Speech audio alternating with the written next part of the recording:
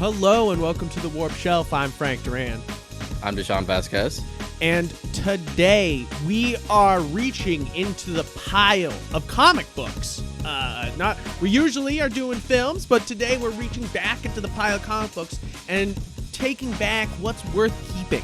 And definitely something worth keeping is Y the Last Man. This is our part dose. So if you more like when the last man in our case. It's taking so long to do the second part. It's taken so long. You'll have to go a couple episodes back on galaxygeek.com. You can just scroll down and you'll see a Y the Last Man Part 1, where we discussed the show. Well, Deshaun had only seen the show and the first 3 volumes.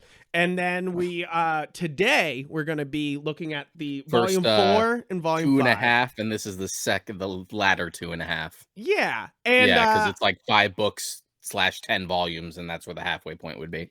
Yes, exactly. But this time I also have seen the show now. I watched 4 or 5 episodes yesterday. And I'm excited to talk about it in conjunction with this. But basically, guys, if you want context for what the hell we're talking about today, you have to, first off, read Y the Last Man. You don't have to.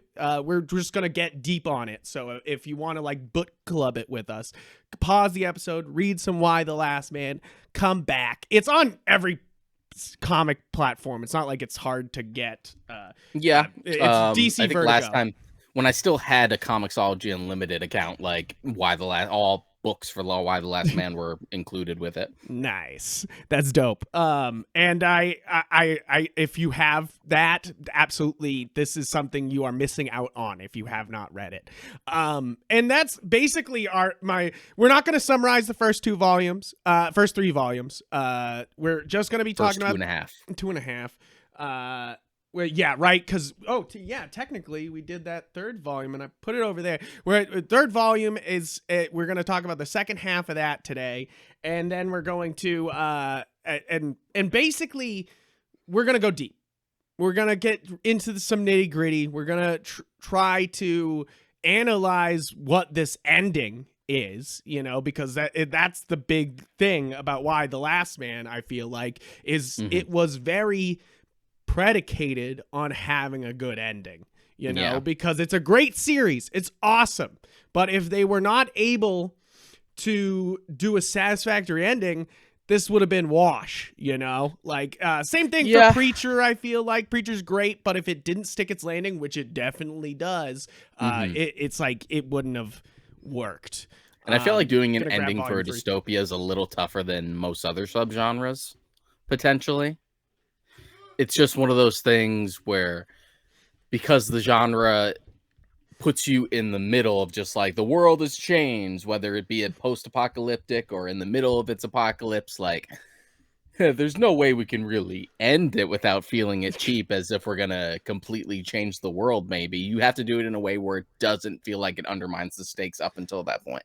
Exactly. And I feel like that's huge in apocalyptic fiction. There's a lot of unanswered questions, like a lot of I feel like sometimes you get not so great answers with like the later Giver books, like the Giver's good, the book, and then the later edition, like the late sequels, you're like, please stop, like, and there's many other books that you're just like, why did we get a sequel to this? We should have stopped. But the great thing about Y the Last Man is it always felt like it had a destination where it wanted to go.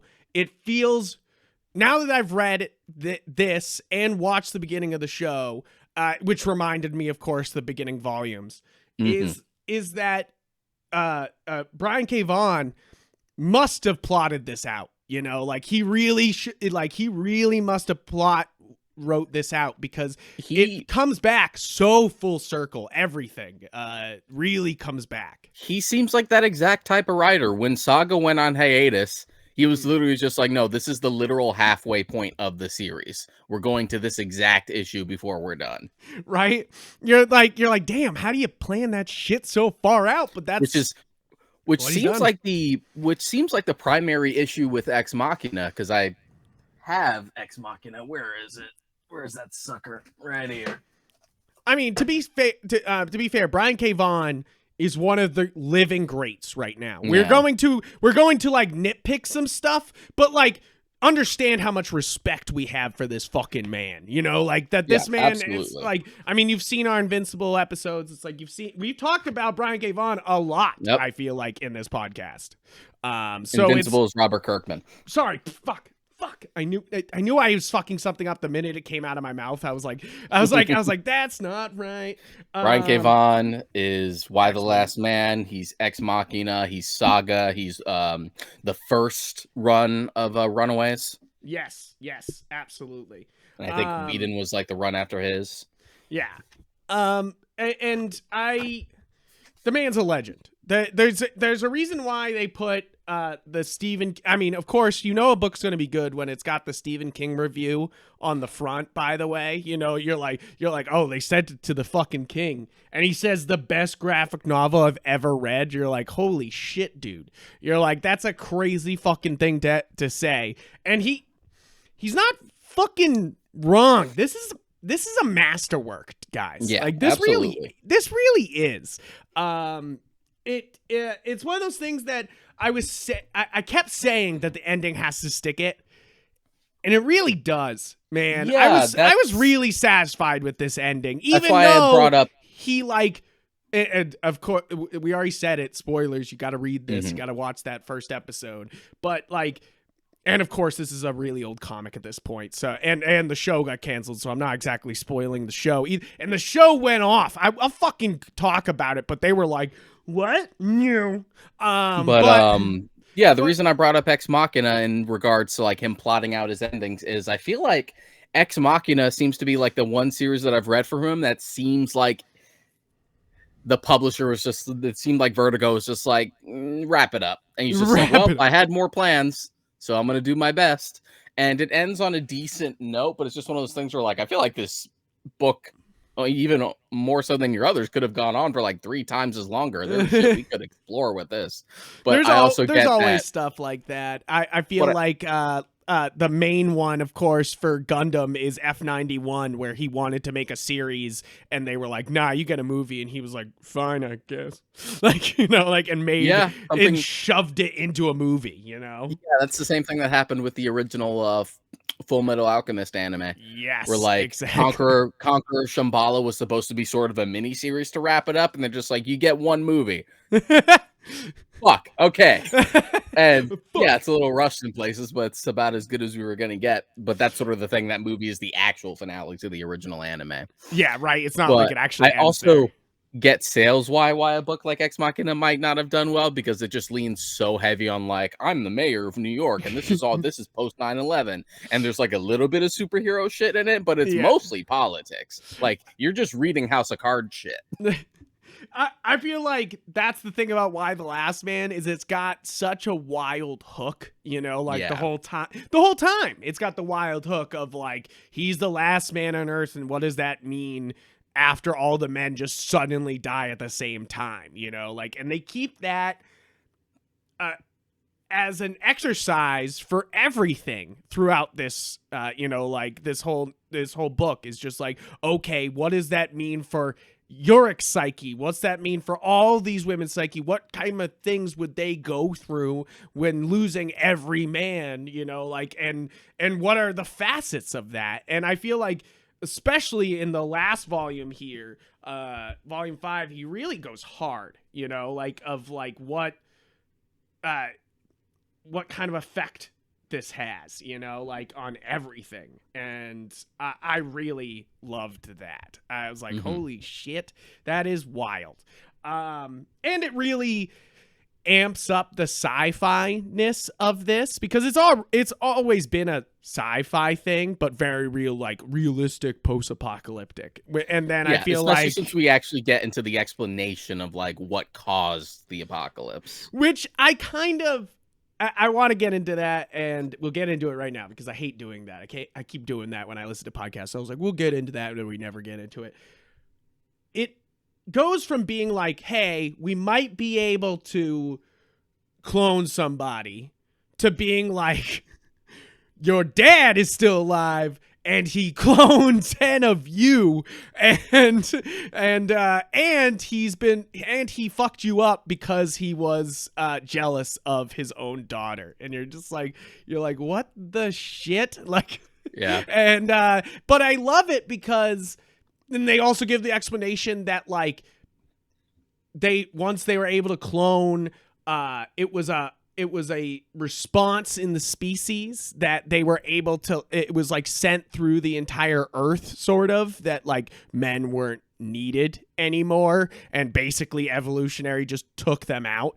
And that's the weird sci-fi jump there, you know, like where you're like the clones I can sit with. That's the one where you're like, but even Urich's kind of like, what? You know, about it. Like, that's the best part about it, is I feel like Brian K. Vaughan's like sitting next to you the whole time being like I understand, you know, like he's like, I'm writing this for you. Don't worry, you know, like I'm not going off the trails. I'm not going off the tracks. Like, let me explain this. And you're like, oh, cool. It works that Yorick in both the instances works as the audience surrogate, where he's pissed that like technically he's not really the last man. He only survived because of ampersand. Yeah, and he right. gets pissed about that, and then he gets so pissed about the actual explanation as to how the apocalypse started. I love it because like it's the gender side, by the way. It's not the apocalypse, because the world didn't end. It's the gender side. And which I love that they switched to using that word once they started to like get like, that was the other great thing to me, is like how real this response was in the whole read. How like after this pandemic, we kind of know how people are going to react to this type of shit. And I mean, not fully, of course, not people just dying in the streets and losing half the population, but we did lose more than 1 million fucking people in the past 2 years. So it's like, we kind of know what's going on. And it's very interesting read, especially in our pandemic times. We had talked about this in the first part, just how much funnier some of like the political nuances and jokes are. Yeah, right. You're like, just in retrospect, like the Washington Monument thing, like you know, like the Republicans coming to storm the Capitol at the beginning of the first volume, and you're like, oh, good thing that would never happen. You're like, wait, hold on. As the January 6th committee is happening right now. But yeah, exactly. And they like basically predicted it with this book, which is what cracks me up about it. You're like, holy shit. I will say that Brian K. Vaughan knows how to make you real fucking sad. Is one of my things that the show can't even fucking touch. Is that Brian K. Vaughan is so fucking visceral in this whole read, you know, like it feels so close to home, so right here, and the show is so just like, isn't this horrible? And you're like, yeah, but let's learn about these people. I want to like somebody here, and the show's just like liking people. I don't like to know about that. A lot of my issue with the show kind of came down to tone, because it's just like, we need to wallow in just how terrible this is. I'm like, yeah, it's terrible, but at the same time, Why the Last Man is still a fun read. It has a sense of humor, even if it's dark. I would say that I laughed often while reading this, you know, like this is a funny book, even though it's about gender side, you know, like yeah, sure, innocent people die and they cover one man and a heavy monkey topics like rape and violence and just like rioting and religion, and there's like, he's able to cover these like deep deep topics, these topics that like, there's still some levity, there's still a joke here or there. Right? You got the joke about the Washington Monument. They have that conversation about whether or not you can say fuck in a comic book. I did love that. I thought that was really funny. I was like, oh my god. And I mean, there's so many like great things about like, and that are so damn funny that they just kind of strip from the show. Like they're like, Yurik's a nice guy in the show, and you're like, Yurik is a media maniac, you know, like everything he's quoting is something from a TV show, which people say to me all the time. And so it really hit me really hard, talking more about the ending, when he was it's 60 years later, which first off, I love that we did this like all-star Superman fucking ending, by the way. Like they're like, Yurik is fucking all-star Superman. You're like, hey, yeah. But he flew into the sun and became a god. Right? A little bit here, you know, he like disappear, he escapes and becomes a legend. But he literally is talking to his clone, and it's supposed to make him feel better, but the clone doesn't understand his culture because his culture is dead. You know, like something he committed his life to, all his thoughts to, is this like is media and culture and all these things, and they're dead and gone in his lifetime. You know, which is you know, a scary truth everyone has to deal with when they get older, is that like literally this younger generation will not understand what you're saying, you know, like, and literally be a different culture. This one, of course, is very extreme, where it's like his culture was a male dominated culture and it's literally cut off and is now women dominated, and like, and that's much different than just getting old and you know, culture changing. But I still felt that, and I was like, damn, that fucking hurts.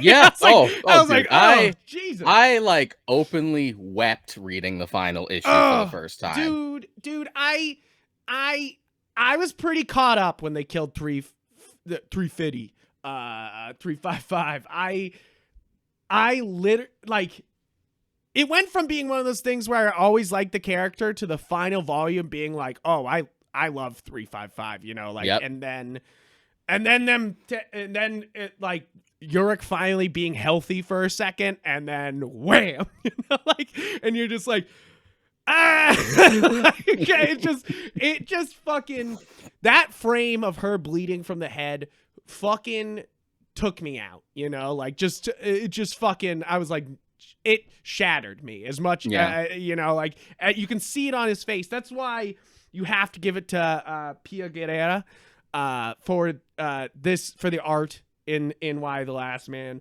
What a fucking legend. Thank God Brian K. Vaughan and Pia Guerra are executive producers on the show, because you can tell, that's the thing I'll say about the show. Visually, it's impressive at times, you know, like there's some times where you're like, that was really impressive. And then there's times where you're like, that monkey's not even in front of Yurik right now, you know, like, but you know, that's besides the point. But you're like, what the fuck? It's just one of those things that at least that happens, where they get to visually make that show stunning. But the books are so good at it constantly. Brian K. Vaughan loves an end splash. He loves an end splash. He knows that it's come to the end of the issue, and he's got to do a flash, you know, like, and it's like, I fucking love him for that. He does this. Like, he does this great, like, tragedy in Saga at some point where, like, this family gets eaten by, like, this world devourer and, like, these children die. Oof. And all you see is the pages, like, going black, and it just makes you turn a couple pages in complete black. Oh, man. As, like, the world is eaten, and you're like, fuck! He's so good at it. It's one of those things that he's able to show his mastery and knowledge of pop culture, and literary culture, and is able to weave it into his story so seamlessly here. You know? I mean, like, doesn't this section have that, like, that soapbox moment where he literally has a character, like, defend the medium? Yes, where it's the the funniest thing, it's the fourth wall break. It's like, that's the thing, is I start at the end with these last two volumes. I really got Watchmen vibes, where I think Brian K. Vaughan kind of knew he was making something big here and had to like drop some like Watchmen shit. Cause there's definitely some, of course there's a lot of Watchmen love here. Of course he's carrying around the lighter, fuck communism. That's from Preacher. What is the lighter in Watchmen then? I don't remember a lighter in Watchmen specifically. No, dude, they got a lighter in Watchmen. They even reference it in the fucking show.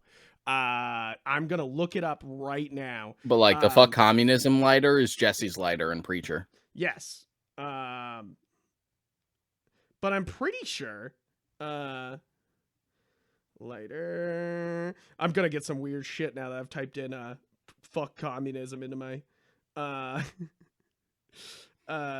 thing. It's the wrong time to be adding to right? the algorithm. I'm like, wait a minute. Yeah, I mean, you're right. There's some watch in fucking Watchmen, but I mean some lighter in Watchmen too, but I forget. But the fuck communism, it's like there's a lot of then I better say that there's a lot of comic book love here too. You know, like not only is he fourth wall breaking with those segments and talking to you about the medium, but he's also talking about the book itself. He uses these two, it's what do they call them? Something and fish.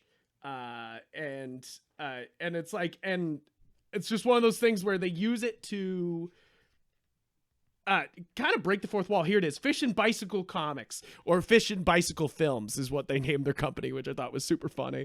And it's basically, you could tell it's kind of Brian K. Vaughan and Pia Guerra as like these fourth wall breaking characters as they're working on it. And they're like kind of talking.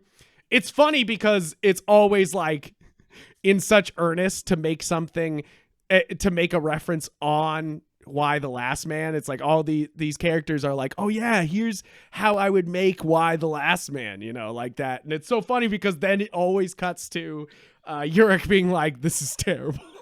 You know, like he just like fucking hates it. And it's so funny because it's go ahead. He does the exact same thing in Ex Machina, and he takes it even further because it's literally him and Tony Harris, the artist, where like their likenesses are there and everything.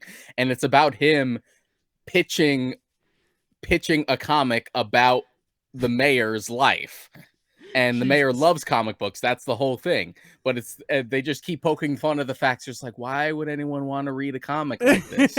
So Vaughn just loves like making fun of himself. And that's definitely what's going on here. And I love that and especially with the comic book moment later on, because they're making comments about film and TV when they're working on the films at first. And then they're making comments about, it's like, so at first these fourth wall breaking characters are just talking about the story when they're doing the play, you know, like, and then when we're doing the film, they're absolutely talking about like the failed attempts that Brian K. Vaughan had worked on in Hollywood, and you know what they actually were, you know, like, and you're like, okay. But then I love him talking about the comics, because it feels I love it first off because the comic that they're showing off is just the pirate comic from Watchmen, you know, like it's just that, like a lone survivor with dead things everywhere, you know, like that is just the Tales from the Black Freighter. Tales from the Black Freighter. And I think that's so awesome, but it's just so funny that Urich hates it, you know, like every time Urich sees it, he just hates it. It makes you think that like Brian K. Vaughan writes these characters, but sometimes these characters have a life of their own, and even these characters would kind of hate what Brian K. Vaughan's doing. And he's like, oh, you know, like he's like, oh damn, you didn't have to do this to me. But besides the point, I love that. I love the fourth wall breaking. It's awesome. But because it's already a book that's saying so much with every little thing it is doing. You know, every situation is sort of a parable. That's why there's a couple like Odyssey references throughout this, and that's kind of what he's getting at too, is that like what, you know, like is kind of those Odyssey adventures that are going on with all these like trials and tribulations they have to go to get to either who's the wife in Odyssey, but to get to Beth, you know, like to get to their Beth, even if he had already had lovers along the way, you know, like all these other things going on, exactly, you know, including another Odyssey. Which I love too, because then it shows off more of what he's referencing. This is just a like Star Wars is an amalgamation of a bunch of different things to create this kind of unique story that's very hard to capture in the same way Star Wars is hard to capture, obviously. And I feel like, and with Why the Last Man, obviously. I mean, I'll get into a little bit here. I was so upset with the show because at first I'm like, okay, so they're making some changes to make it for TV. All right, they're layering some things to add some drama. And then I was like, why are we spending time with these characters? You know, like, and then I was just angry because it literally is just like, who's Yurik? And I know this story is not about Yurik. They literally mention it so many times. The story is not about Yurik. Yurik is not the main character, you know, like he's just being put through this shit, you know, like, but the show takes it one step further and just kind of removes Yurik from the equation. And really Yurik is the comic relief. He's the fun of this read, you know, like he's the fun that's going on, and they literally just take that out of the show. And I know it's supposed to be a very serious show, but it's definitely one of those things that they did not get what was going on, you know, like, it's just like, what the hell happened? It's just like, okay, you guys want to focus more on like containing the chaos, like right when the apocalypse starts. Okay, that could be interesting. How is this show like, so dull? Oh my god, they spend so much time trying to quell the chaos, which I would have taken like a couple scenes like they do in the book. I would have loved to see that shit, you know, like I would have loved to have that. But they go so far with it and they keep going with it. And yes, that's always the background of this story, but they're able to keep it as a background noise, you know, instead that's of the thing. Like it's summed up. topic. We just kind of jump in the middle. It was like to a lesser extent, because this isn't as bad as this, but like what the Preacher show did, where like we're stuck in that village, which was explained in like a page in the comic. We're there for an entire fucking season for no reason. Yeah, it's almost like they're afraid to start these comic book stories, you know? Like they're like, oh, we started it, but we don't want to go really far too fast. And you're like, no, give us the fucking material. Give us the story. That's the thing, is I would be okay with the Why the Last Man show if it got to its fucking point. You know, like that's the thing, is I feel like it's the most egregious part of the show, and the reason why I'm not going to finish is it's wasting my time. First off, it's canceled already, so it's a huge waste of time already. But it's like it's an interesting watch to try to compare with this, because they try to, you know, make Beth's guy that she's sleeping with at the Hero. beginning. I do that.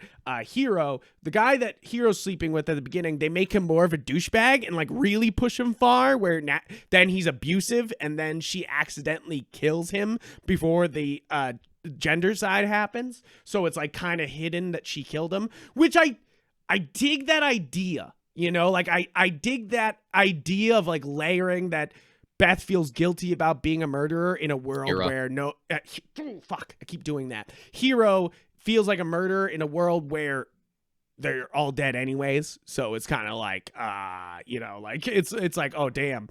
It's like, I get that conceit, but it takes away from like her.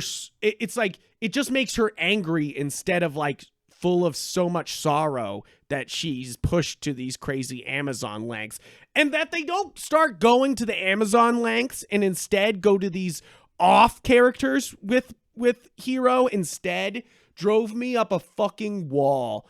I was like, who gives a shit about these other characters? Like this, the mother and her little girl, and who the fuck? I texted you this and you didn't answer me. Who the fuck was that dude with Hero? Who the fuck was that? Nobody. That's what was killing me. Who the fuck is that? Everyone was talking to them. So at first I was like, oh, this is Hero starting to hallucinate. She's hallucinating this guy this entire time.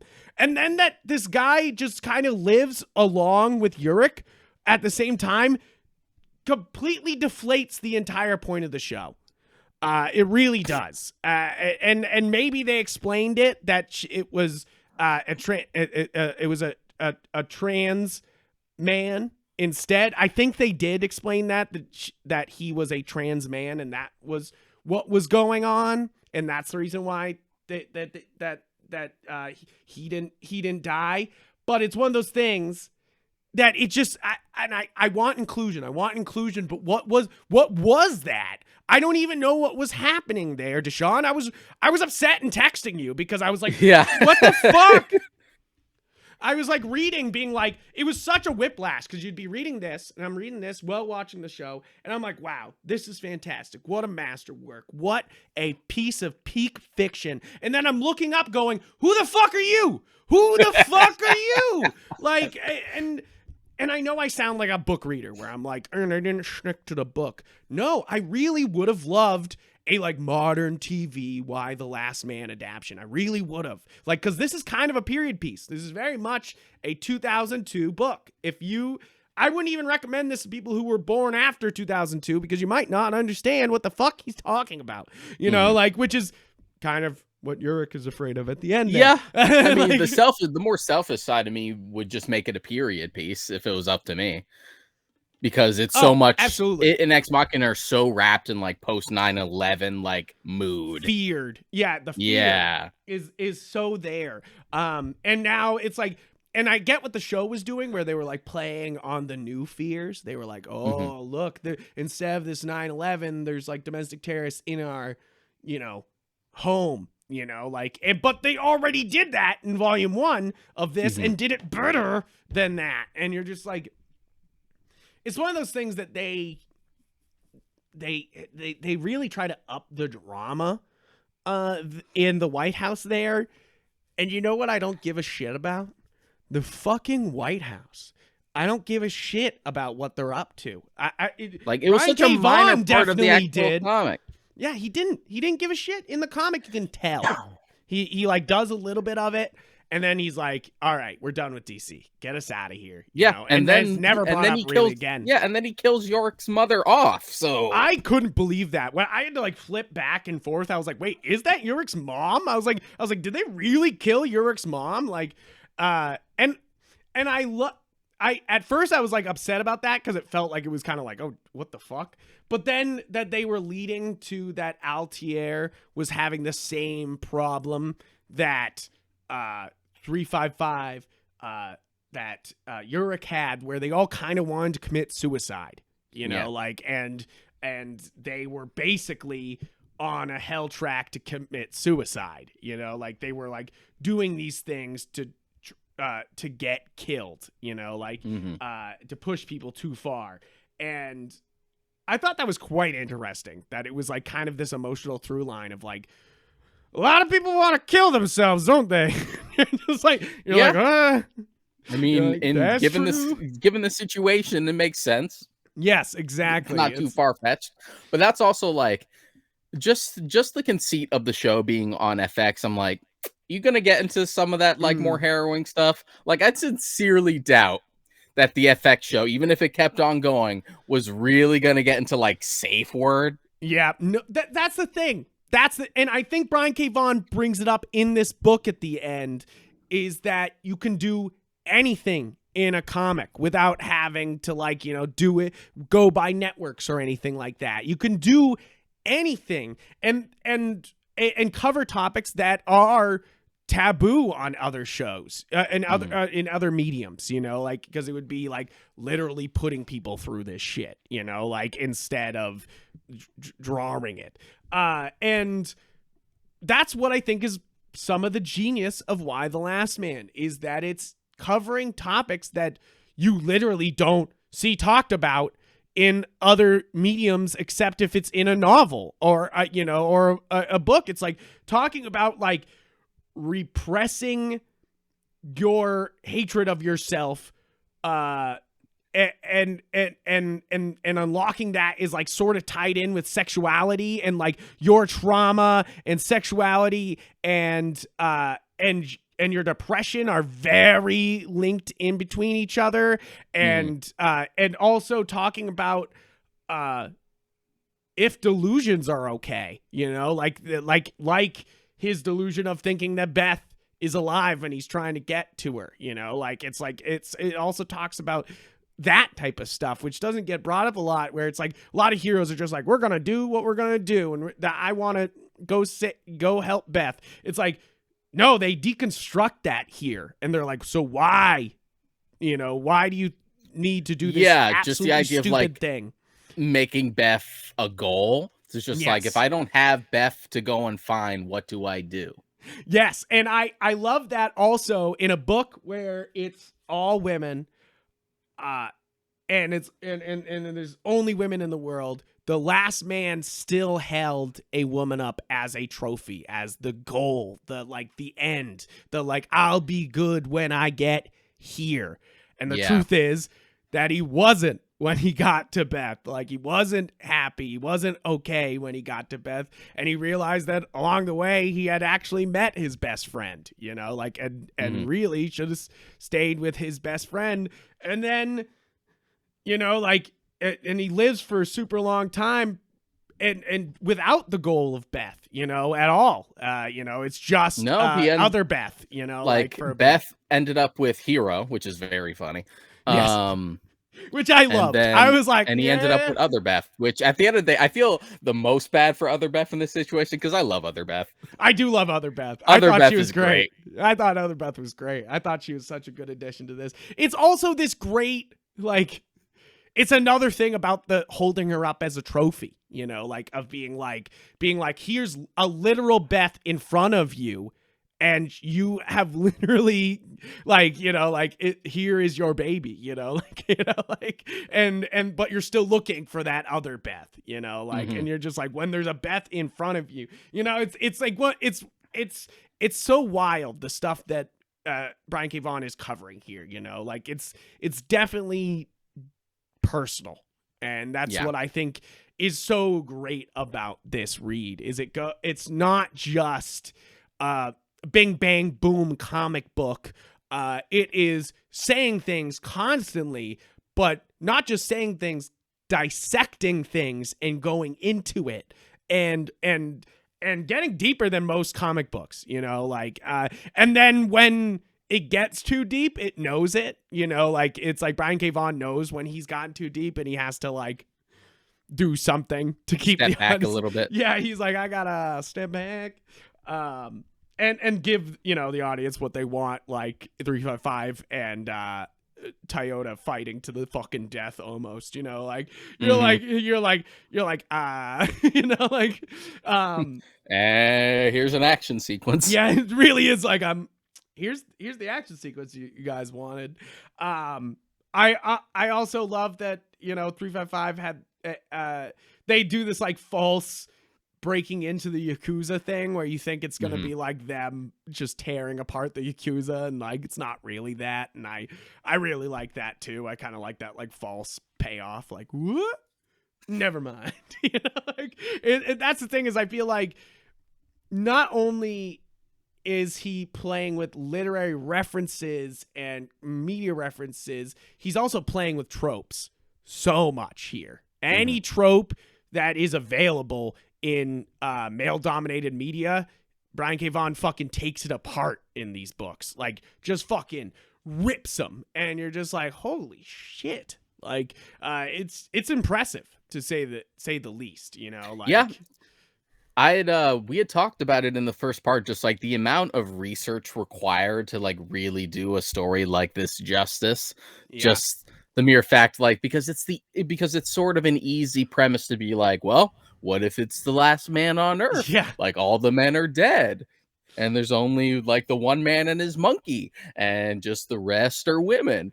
Just like it could quickly get into like some weird like just fetishization shit. Yes. But instead it's just like, no, like, what would logistically actually happen? Like what's all, the causal all these link to all anime this fans stuff? are like, I've seen the Last Man story before. There's so many anime that is like, you are the last man on the planet and all these women are somehow into you. And of course, all those animes are just that dude fucking them girls all the way down the line, you know? Like, he's just like, I got to fuck so many girls. Well, I gotta do my duty.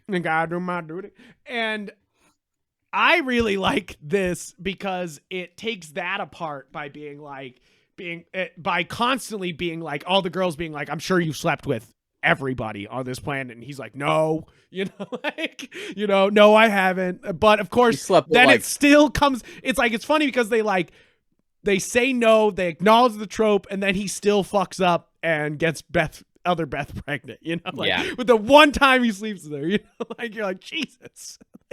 It's just like it's funny how how he acknowledges the tropes and then leans into them and then is able to like make fun of them at the same time, like, and you're just like, I love that, like, you're just like, and especially even the trope of him repopulating the planet, they even play on that by being like, look, he did make others Beth, but our other Beth and Beth Jr. Yeah, that's the better way to explain it. Beth Jr.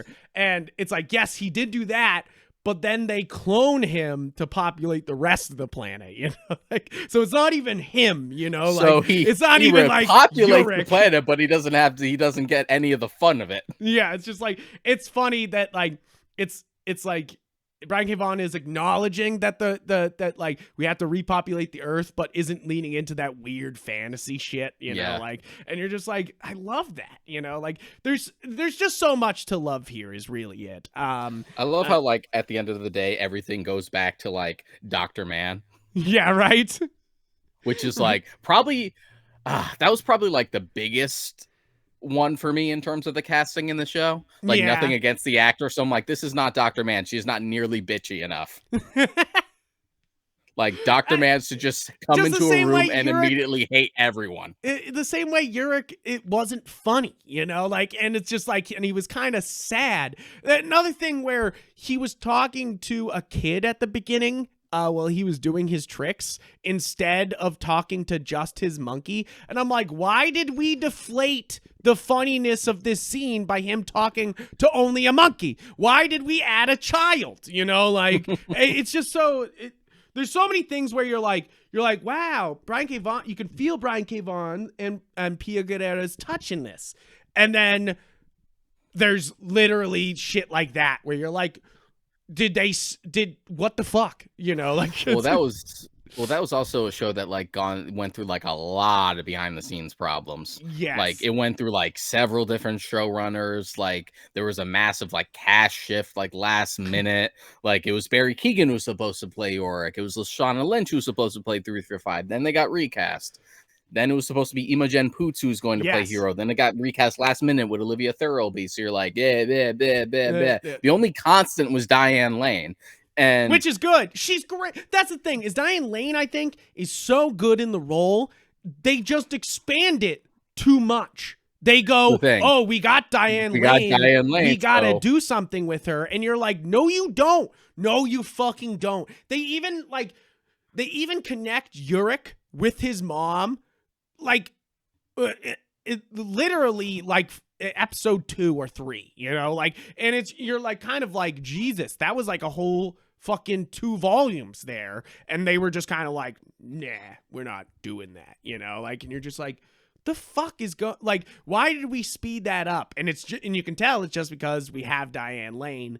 We gotta use Diane Lane, and like, and yes, you get to play on, the cool thing about that, I will say, is you get to play on like motherhood a little bit more. Like, that's the thing here, is it's more Brian K. Vaughan playing on different tropes. So it's like, he definitely gets to play on motherhood a bit more here in the writing of the Why the Last Man show, but definitely gets taken away from him and is it's just kind of, it takes the drama away from a lot. Is that Uric kind of just gets picked up by 355 in New York and dragged back to DC instead of them working their way to DC, which would have been sick. They just didn't do that at all. And I was just like, just focus problems all around. Focus problems all around. And that's what kills me, is that why The Last Man is such a focused piece of art. It's a lot of books, two more volumes on this, but about the same size. So it's a lot to read. I would say that TV show is probably the best way to adapt this. Fox was not it, obviously. Fox was not it. FX, yeah, whatever you want to call it now that Disney owns it. I will say that I would take 2 movies of this. You cannot, if they were going to do a movie, which they probably will never do now because they think it's unprofitable, which sucks because this is... I don't know. Who knows? We live in a world of reboots constantly. Yeah, if it fails once, you let it sit for a while and we might get it again. I can only hope, because this really is a masterwork of comics. I think it deserves to be on the shelf. I don't know if you could catch that already from us talking about this. It fucking deserves a spot on your comic book shelf next to Watchmen, V for Vendetta, the American Vampire, these greats, these fucking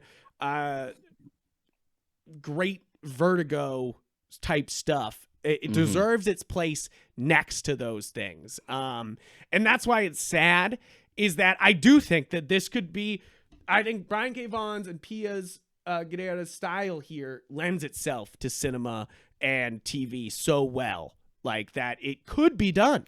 This really could be done. The FX show is not it. No. Even if you're not a fan of this read, if you're I read this and I wasn't a big fan, you'll still be pissed about the show. Even if you haven't read this at all, you'll still watch the show and be like, what the fuck is happening? A lot of the Vertigo books just consistently have just been kind of fucked across the board. Because just AMC's Preacher definitely wasn't it. Nope. And that's another sad one. Preacher's one of my all-time favorites, no question. I think that Why the Last Man gets to sit next to it. Definitely, no question. And it's so sad to see one of your favorite comics just get fucking shot in the foot. It's really what it is. It's they literally are like, okay, we're going to put you out to the races, shoot you in the foot. Get out there. And they're basically hobbying their own properties is what is happening, is that instead of the treatment that Dune is getting, where they're hey, we're going to do a part 1 and part 2 of Dune, and then maybe we'll do the other books, they're getting all this reverence, thank you, for it. And that's kind of, I think, what needs to keep happening, is that we need this, hey, these are great pieces of art, and we can't treat them like just a light novel, or something like that. It's these are great pieces of art. We need to treat them with the respect that they should get. Go into it. I still have only watched a little bit of Doom Patrol, but all I hear is great things about it. That's just it's faithful. They just go full Grant Morrison on it, and it just has such love for its source. I'm good. The Sandman has promise, and that's mostly because Gaiman is so involved in it. You're right. I'm hoping we're reaching an age where we're getting more of that, where the creator's involved. And that's the thing, is you can't even say that for Why the Last Man. Brian K. Vaughan and Pia Guerra are credited as executive producers. What does that mean? Who fucking knows?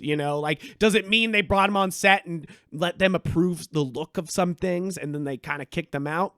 Or did they actually work as executive producers and kind of stood as the final line before something got approved? Who knows? Executive producer is a wild title because it can mean so many things. It's a broad one. It's a broad one. I mean, of course, you guys all know in the 2000s, Quentin Tarantino was slapped on the executive producer of a lot of martial arts films to get that. And he was pushing them to be in America. But that's all he did, is he would he would either pay for the English dub or pay for them to get English subtitles done right, and then just release them in America. Like literally no money. Yeah, other than release. Same thing with John Carpenter for like any of the movies of his that got remade, and he would even joke about it. It's just like, I love it when my movies get remade because they say they're going to remake it. I hold out my hand and I get a check. Yes, exactly. It's like, yes, and of course you want your artists to be able to live that like comfortable life where people love their art and want to keep doing these type of things,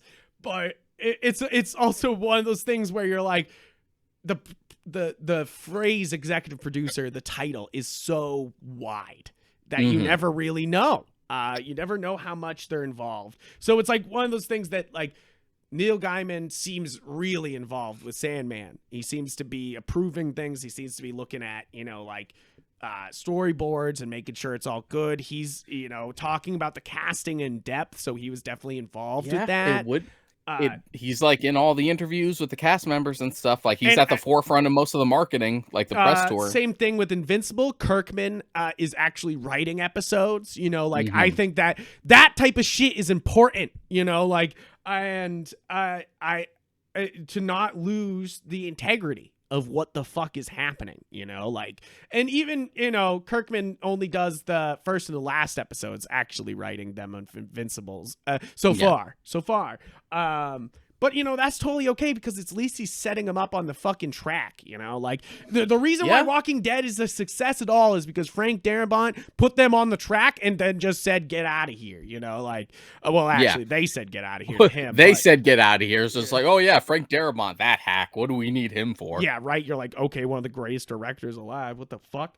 But like, that's one of the things is it takes that like actual artist, which of course I'm not saying that like the people making this show aren't artists. They're making art, and that's the other thing I want to say is that like I can see the artistry of making modern TV out of this. Like you can see how good they are at trying to make this a modern television show. But does it work? No. You're like, yeah, this is very much like a lot of the shows on ABC. What the fuck? I don't want this to be another show that's on ABC. Get the fuck out of here. That's the thing is you're working with such big pieces of fiction that like you really need that great driving force behind it or it's not going to fucking work.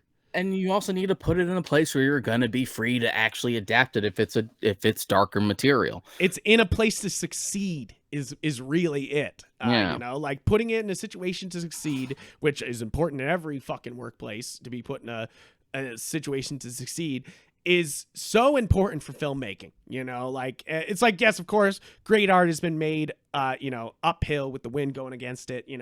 There's always there's literally the show The Offer on Paramount where it's like Francis Ford Coppola fucking working through the mob to make The Godfather, and it's like, so there's stuff like that where great art and Apocalypse Now, same thing for Francis Ford Coppola. It's like the man went through some shit to push out those great pieces of art, but that doesn't have to happen, It doesn't it's funny that have you're bringing to be that like up because that. It's funny that you're bringing it up because I've been watching Community a lot, and there's a running gag that like Heart of Darkness is actually more interesting than Apocalypse Now. I mean, it's not, but I did love Heart of Darkness and I've read it several times. Like it's definitely not like, out of fuck. It's very good. I'm glad. It's one of those things that's the reason why I love Apocalypse Now is I read Heart of Darkness in school and then to like, watch Apocalypse Now, you understand what he's doing, it's like they're also they're specifically referring to Heart of Darkness, the making of documentary. Well, okay, he's right though. No, they right though. They right though. That documentary is slapping. A good DVD Blu-ray documentary is worth its fucking weight in gold, man. I've been buying I've been buying a lot of Gundam fucking Blu-rays lately, and there's so many that are like, here's some trailer promos and commercials, and you're like, that's not fucking features. You get that. You get a lot of that with anime where like you're buying anime physically, don't expect much in the way of like features. Oh my god, I just want the creator sitting down in front of a camera being like, here's my thoughts on making Gundam, you know, like that's what I want on my Blu-ray. And they're just like, you want another 30-second commercial? Like, and you're like, what the fuck?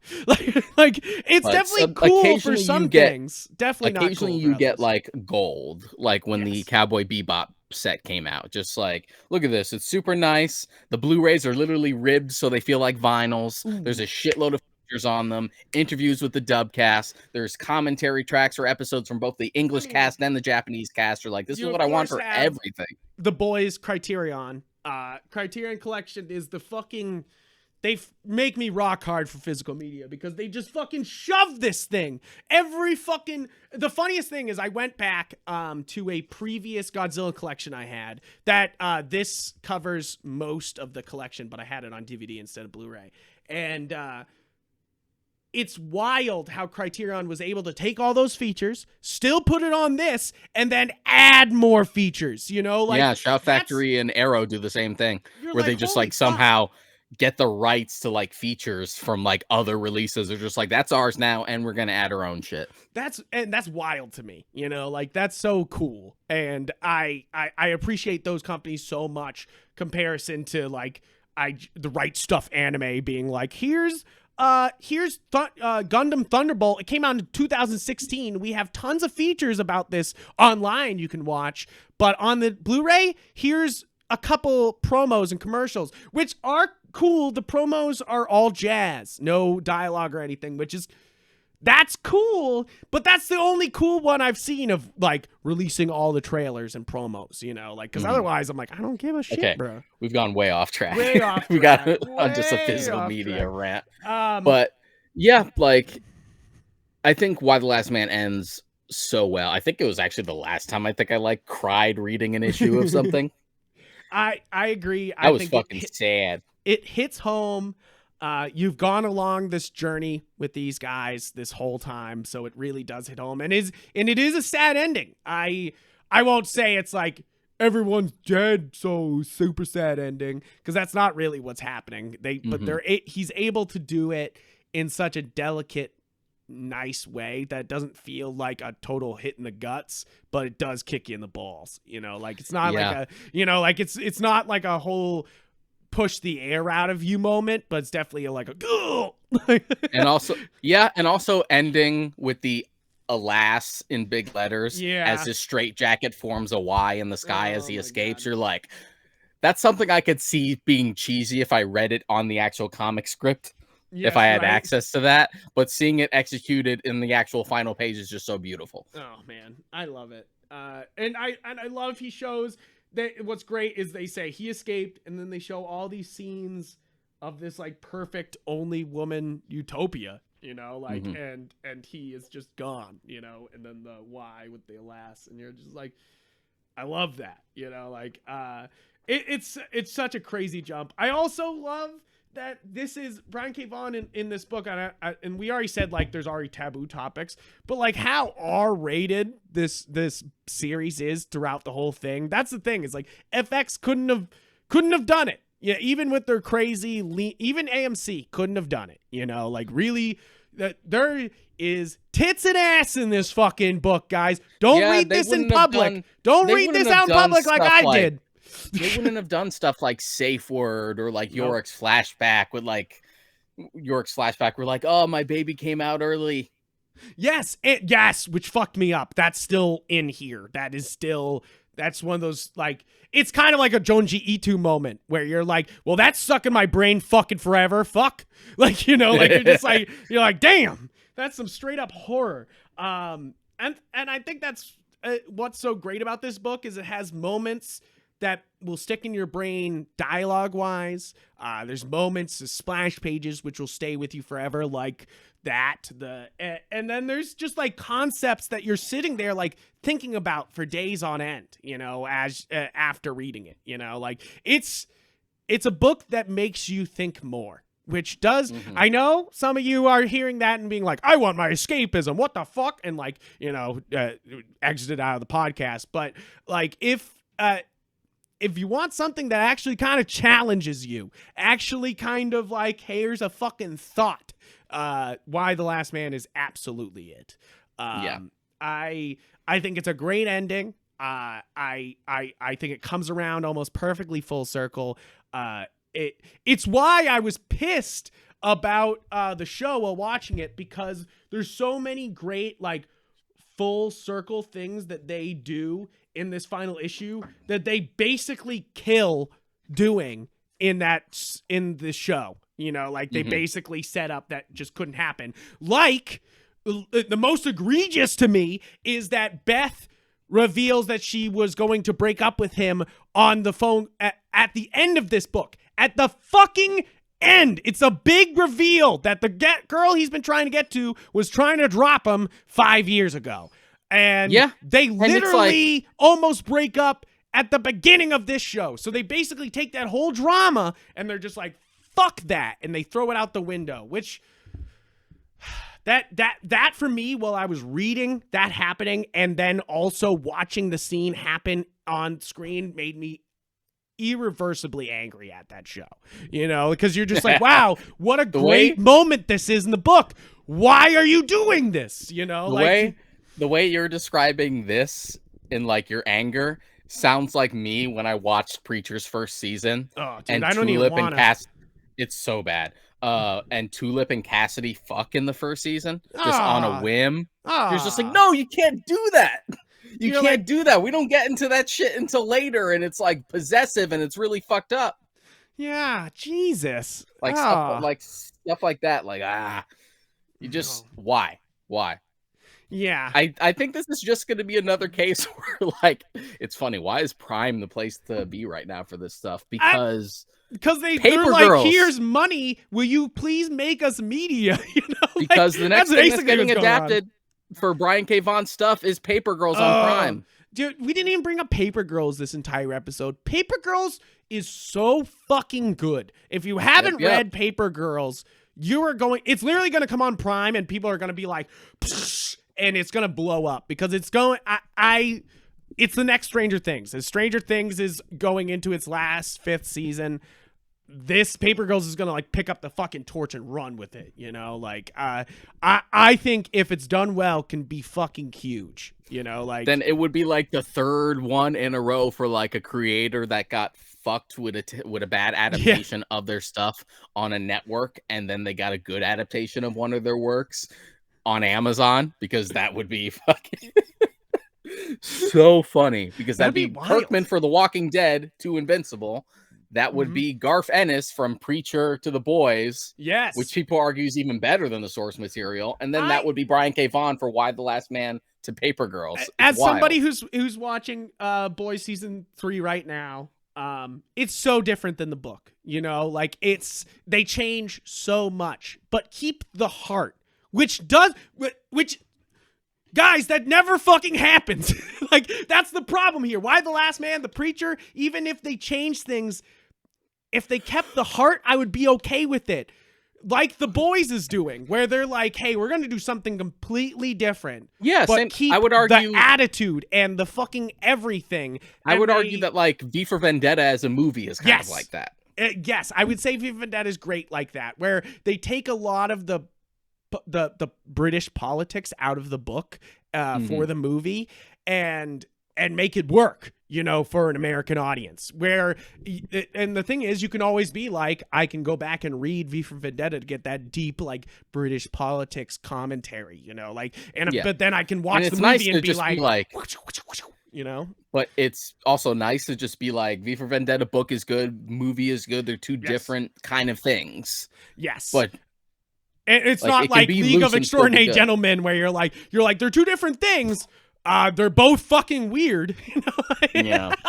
You're like, the other day, somebody did that post where they were like, and I posted on my wall where they were like, there's a certain shitty movies which I will defend to the death. And I brought up, like, I'll defend any Godzilla movie. But what I first wrote was League of Extraordinary Gentlemen. And then I like backspaced it out because I was like, I can lose that defense often. It's a bad movie. I'm like, it's a bad movie. For a Godzilla movie, you're like, it still had Godzilla in it. So it's better than most movies, you know, like, but League of Extraordinary Gentlemen, I love that movie. It's not good, you know, like, and the book is weird, you know, like, and you're just like, where it's like, and hopefully we can get to a point where we are giving that money and that freedom to these creators to make translations of their art like we're seeing, you know, on Amazon Prime. And otherwise you can't even point it at Netflix. You can't even be like, Netflix is letting them do whatever they want now, because we get stuff like Cowboy fucking Bebop, you know, where they should have, where you're like, oh, you did let them do what they wanted. They were just dumbasses, you know, like it should have been stopped.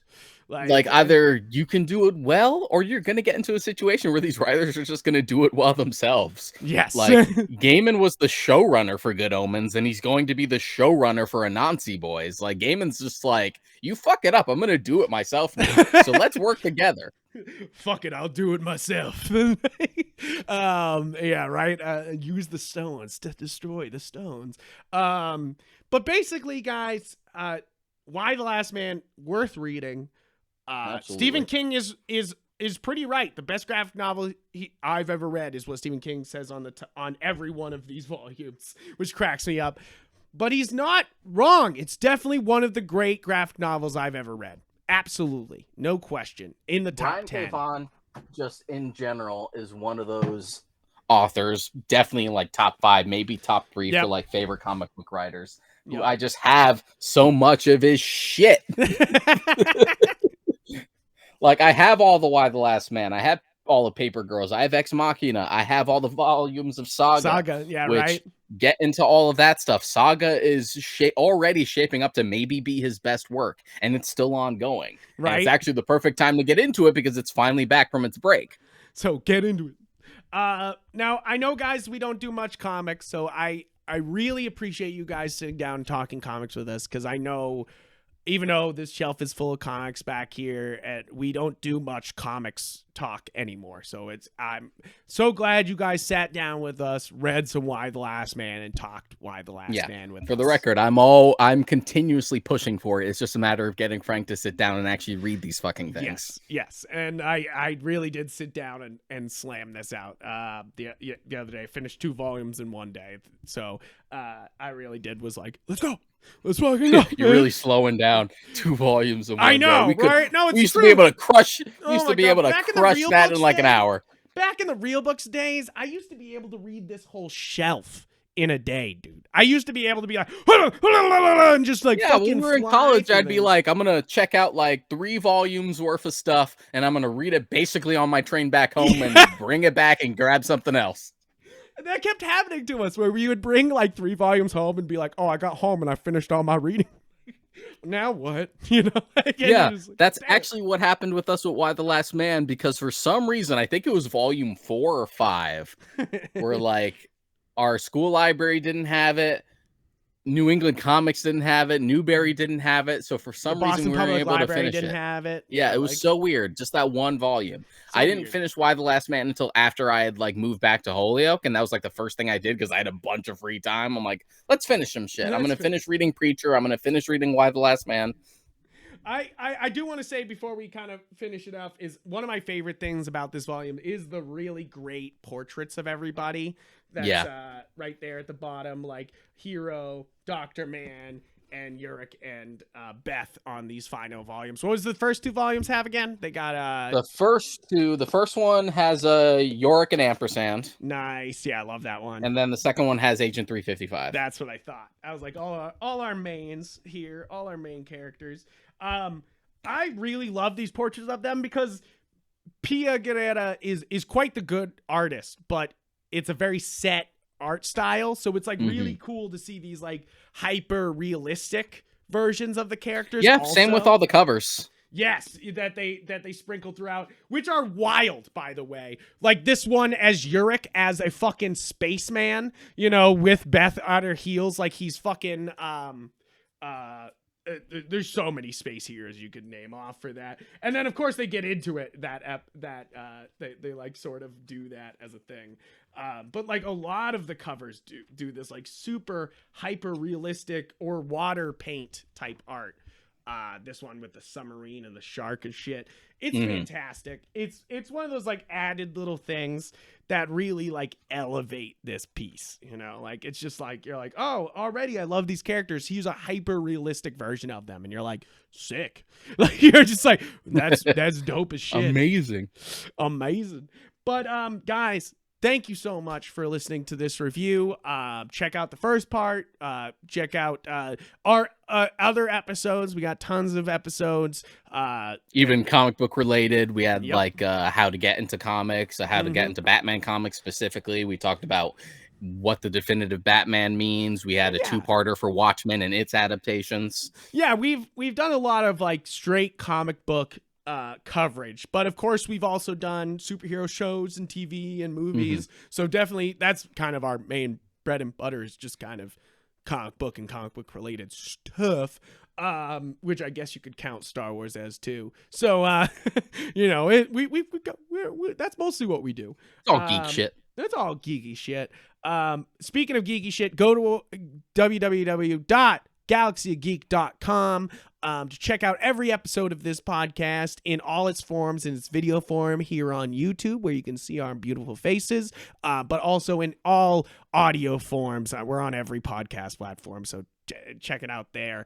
But also I've been posting some reviews of Gunpla. I'm starting some Gunpla reviews. I have one that's another article that's already halfway done, so hopefully I'll have that finished and up on the site very soon about the Gundam Helios up there. And guys, check out, we have a Facebook page for the Warp Shelf, but we also have a Galaxy of Geek Facebook page, which is a little bit more active, where I post a lot of just geeky memes. It's like you're not going to post memes on your actual website. You're not going to post it on galaxyofgeek.com, but I'll meme on the Facebook page, you know, like, so we'll, if you want some geeky memery, check out the Galaxy of Geek Facebook page. But also we have a Discord. DM me if you want in on the Discord. Also DM me if you want these dope ass Warp Shelf stickers, guys. We got some Warp Shelf stickers. They are awesome. They're kind of little, but they look great once they're actually placed on something. You know, they kind of look small, but they look good once they're placed. And if really, guys, if you want stickers, just DM me. I'll fucking send them to you. Like, and I'm not gonna fucking charge you. Please just DM me. I'll send you stickers. And how easy is that, right? Free stickers, DM me. And basically, guys, check out our personal Twitter and Instagram. I'm Frank on those. Mod Krika, usually posting geeky stuff. I actually just went to the Anamanaguchi Scott Pilgrim concert. I'm actually wearing the tour shirt right now. Ooh, that's so dope. You got like a nice Ramona on here. And it was good? Oh, it was so much fun. That's awesome. I thought it was going to be. I was like, that's got to be a good show, no question. And guys, you can also check out Yep Gundam, which is my Gundam only, Gunpla only page on Instagram. And basically, guys, thank you so much. Make the algorithm work. You know, hit a button that's down below, except for the report button. All the other buttons, totally fine. But everything else, you know, like, comment, subscribe, do all those buttons down below. And be sure to keep a lookout for more episodes. We got some great ones coming towards you. We have more of the AFI Top 100 list coming up. I'm glad we finally finished Why the Last Man, but we'll have to find another book club kind of project for us to all to do together. You know, like kind of like how this was, where we were like, hey, we're doing Why the Last Man, read Why the Last Man, and then we'll do the part 1 and part 2. And we'll do another one. We don't know what it is yet, but it is looking like it might be it might be Batman White Knight. That might be the next, like, we'll do the whole universe. We'll do all these new books and everything like that. Which would be kind of cool, because we'd be on top of it. We'd be like really some current comic shit, which we don't do anymore. We don't do current comic shit. I went to New England Comics a couple weeks ago, and I saw that like Beyond the White Knight had just come out. Yes, right? And I was like, ooh, and I got an ad for it. On something. I was like flipping through. I was on a page and I was like, the White Knight book. I was like, oh my God, an ad for this. This is wild, with Clay McCormick's name on it, like a Boston artist's name slapped on this Batman ad that I saw. And I was like, I love this. But thank you guys. We couldn't have done this without you. We don't run without your support. So thank you guys so much. And I hope you have a great rest of your week. We'll see you next time.